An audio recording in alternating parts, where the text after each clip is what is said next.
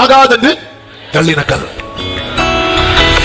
எருசலேம் தேவாலயத்தை கட்டுகிற காரியத்தை குறித்து இதோட சம்பந்தப்படுத்தி சொல்லுவார்கள் இந்த வசனத்தோடு.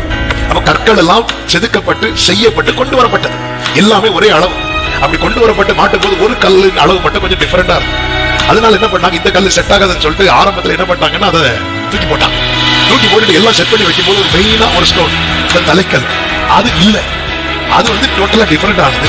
ஃபர்ஸ்டே செஞ்சு அனுப்பும் போது அதையும் செஞ்சு அனுப்பிட்டாங்களாம். ஆனா கெட்டவங்களுக்கு அது தெரியல, இதுதான் என்ன கல்லு, தலைக்கல்லு அப்படின்னு சொல்லிட்டு அவங்களுக்கு தெரியல. அதனால அவங்க அதை என்ன கல்லா மாத்திட்டாங்க தெரியுமா, ஆகாததுன்னு தள்ளிட்டாங்க. இதுக்கு செட் ஆகாது.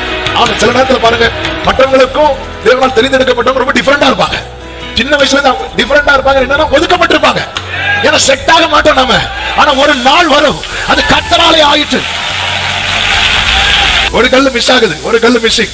நேர அந்த கல் செய்யற ஆட்கள்கிட்ட சொல்லி விட்டாங்களாம். சொல்லி விடும்போது சொன்னாங்க, நாங்க ஃபர்ஸ்டே கொடுத்து விட்டுட்டோமே. ஃபர்ஸ்டே கொடுத்துட்டோம் இல்லையே, தேடி பார்த்தா இல்ல. அப்பதான் கல்ல தூக்கி போட்ட ஆளுக்கு ஞாபகம் வருது, ஃபர்ஸ்ட் ஒரு கல்லு செட் ஆகலன்னு சொல்லி தூக்கி போட்டோம். இப்போ எல்லாரும் அந்த கல்ல தேட போறாங்க. எல்லாரும் தேடும் போது அது எங்கேயோ ஒரு குப்பையில, எங்கேயோ ஒரு பள்ளத்துல.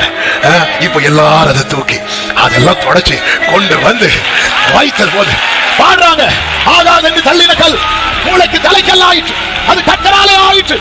அது நம்முடைய கண்களுக்கு எத்தனை பேர் நம்புறீங்க? ஒரு கல்லுக்கு எப்படி செய்வாருன்னா பிள்ளைக்கு செய்ய மாட்டாரோ.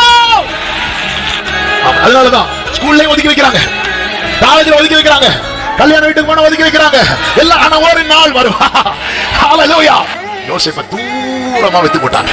நீ எவ்வளவு தூரமா யோசேப்பை வச்சாலும் அவன் இல்லாம உனக்கு வயிறு நிறையாது. ஹல்லேலூயா. ஆகாதென்று தள்ளின கல்.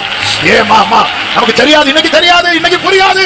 ஆனால் நீ தெரிந்தெடுக்கப்பட்டதை உன் மனதில் வைத்து சொல்லு, கர்த்தர் எனக்கு இரக்கம் செய்வார், கர்த்தர் என்னை ரட்சிப்பார்.